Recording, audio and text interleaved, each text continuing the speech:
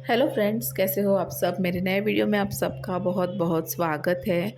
तो ये जो वीडियो है ना, ये आप थंबनेल एंड टाइटल से देख ही सकते हो कि क्या है क्या नहीं, समझ ही गए होंगे। तो एक्चुअली जो है ना, मैं मेरी लाइफ की रियलिटी आप सबके साथ शेयर कर रही हूँ। मैं इस टाइम पे बहुत बीमार थी। मेरे घर में टप्पू बीमार था, पीकू बीमार थी, जो मेरे बच्चे हैं दोनों बीमार थे, हस्बैंड बीमार थे, फीवर चल रहा था, वायरल फीवर चल रहा है हर जगह पे।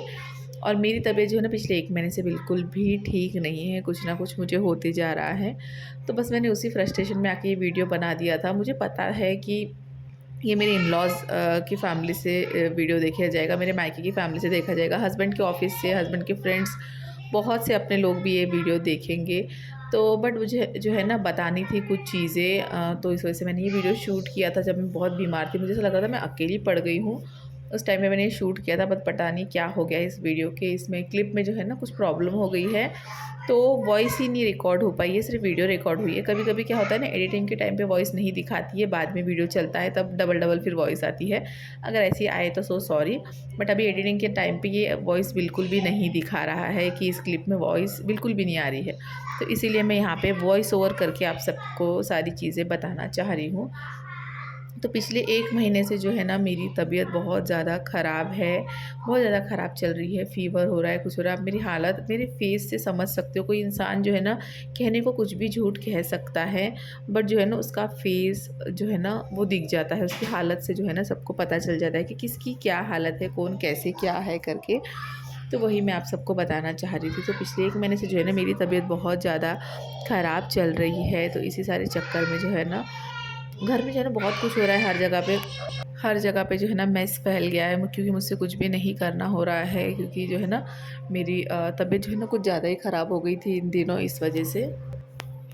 तो जो है ना, मैं एक ही बताना चाहती थी, मैं इस वीडियो को शूट करने का के पीछे का जो है ना मेरा मकसद एक ही था, कि मैं दिखाना चाहती थी कि यार हर बार मैं सबके लिए अवेलेबल रहती हूँ, मेरे लिए कोई क्यों अवेलेबल नहीं रहता है। मैं बात कर रही हूँ इन लॉज़ के फैमिलीज़ की। जो है ना, कहने को तो ये है कि हस्बैंड एक भरे पूरे फैमिली से है, बट क्यों कोई मेरे टाइम पे क्यों कोई आता नहीं है, कभी भी कोई हेल्प के लिए कोई भी नहीं आता है। मुझे छोड़ो, इवन हस्बैंड की हेल्प के लिए भी नहीं आता है। हस्बैंड 2 दिन से फ़ीवर पे थे, एंड उनको 100 203 की डिग्री के ऊपर फ़ीवर जा रहा था। उठते बैठते तक नहीं, आप सोचो इतने बड़े आदमी से जो है ना उठते बैठते नहीं जम रहा था। वो ड्यूटी पे भी नहीं गए हैं, तो भी मतलब कोई क्यों नहीं आता है। जो है ना, हम लोग ऐसे कुछ ज़्यादा दूर नहीं रहते हैं। हम लोग जो है ना इन-लॉज़ के घर से 2 या 3 किलोमीटर ही दूर रहते हैं, बट फिर भी पता नहीं कोई क्यों आना नहीं चाहता है, कोई क्यों मदद नहीं करना चाहता है। बट जब भी उनको मदद की ज़रूरत होती है, तो सबसे पहला नाम जो है ना हमारा ही आता है, कि पहले विवेक को और रवीना को बुलाओ। कोई फाइनेंशियली हेल्प चाहिए होता है, तब भी हमें ही बुलाओ होता है। पता नहीं ये सारे जो है ना पार्शलिटीज़ हमारे साथ ही क्यों होते हैं। एंड मेरी तबीयत इतनी ज़्यादा बढ़ गई थी कि मुझे हॉस्पिटल में एडमिट कराना पड़ा। मैं हॉस्पिटल में लिटरली एडमिट रही। डॉक्टर ने मुझे देखते से कहा कि क्या हालत हो गई है, क्योंकि ऑब्वियसली फ़ीवर आता है, आप लेडी हो तो आपको घर के काम करने ही पड़ेंगे।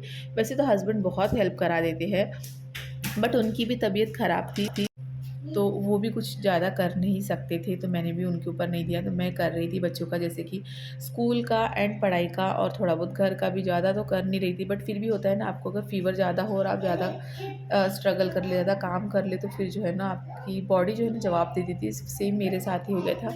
मेरे पूरे पल्स रेट जो है वो डाउन हो गए थे। मेरे जो है ना बीपी लेवल जो है वो पूरी लो पे चली गई थी। डॉक्टर ने देखते से ही कहा कि यार क्या हालत बना दिया है तुमने, इस मतलब लड़की की क्या हालत कर दी है, बहुत हालत ख़राब हो गई है। तो उन्होंने तुरंत जो है ना मुझे एडमिट करवाया, और मुझे जो है ना ग्लूकोज़ चढ़ा, उसी के साथ में फ़ीवर उतरने की इंजेक्शन, क्योंकि मेरा फ़ीवर जो है ना कम ही नहीं हो रहा था।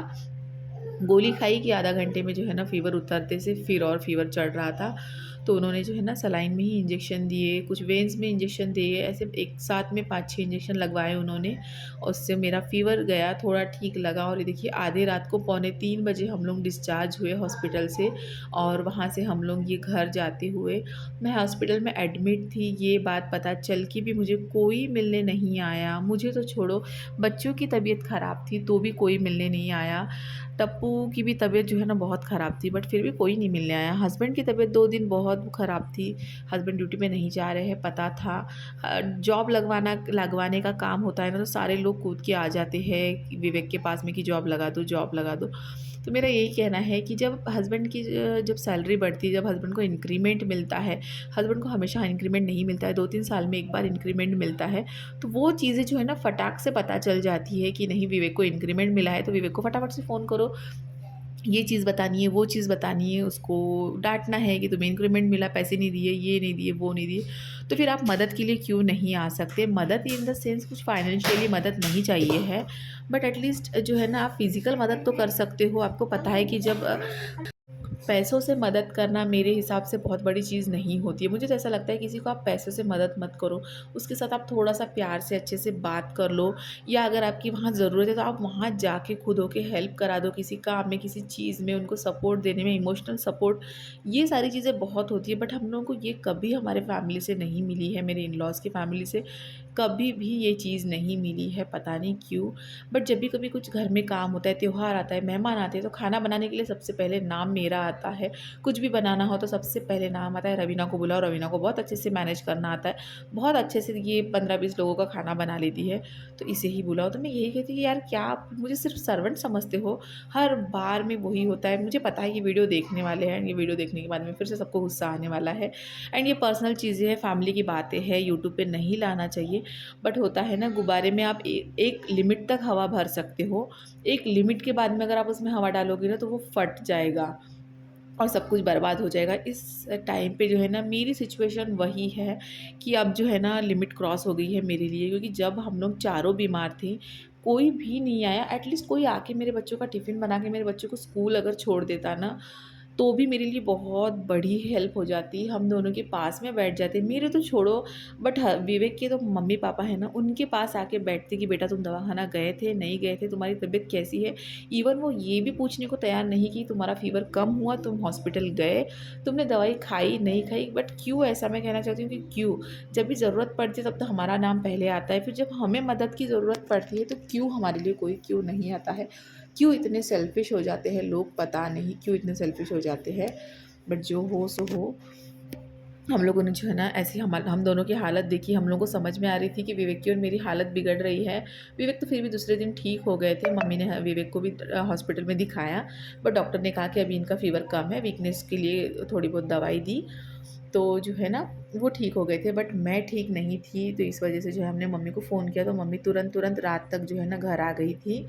और क्योंकि ऑब्वियसली मैं एडमिट हूँ तो बच्चों को सँभालने के लिए कोई ना कोई चाहिए, घर में काम करने के लिए कोई नहीं चाहिए होता है, बट बच्चों को देखने के लिए एक इंसान एनी टाइम घर में चाहिए होता है मेरे हिसाब से तो ये जो क्लिप थी आपने देखा पीकू के जो है ना मेकअप वाली, वो मैंने मेरी तबीयत ठीक मतलब एडमिट के 2 दिन के बाद में मैंने वो बनाई है।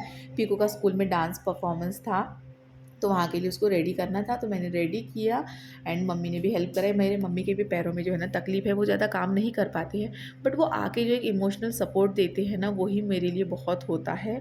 विवेक को और मुझे, हम दोनों को, उन्होंने तबीयत ख़राब थी तब बहुत अच्छे से सँभाला, एंड ये 1 वीक के बाद में जब हम लोग सारे जन प्रॉपर ठीक हो गए थे, तो ऐसा लग रहा था कि कुछ प्रॉपर खाया जाए, तो मैंने ये सिंपल सी थाली टाइप में सब लोगों के लिए बनाई थी।